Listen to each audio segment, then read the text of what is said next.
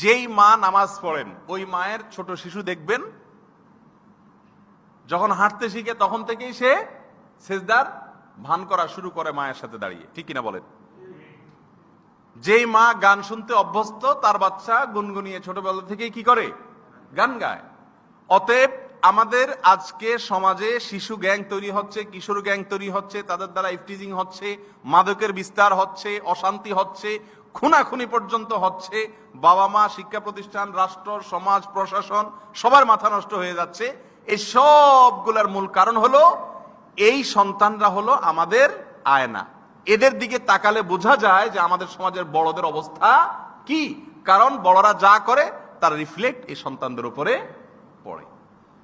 আর সেজন্য যে বাবা মা চান আমার সন্তান একজন আদর্শ মানুষ হবে, মহা মানুষ হবে, সৎ মানুষ হবে, আল্লাহর খাঁটি বান্দা হবে, তার প্রথম কাজ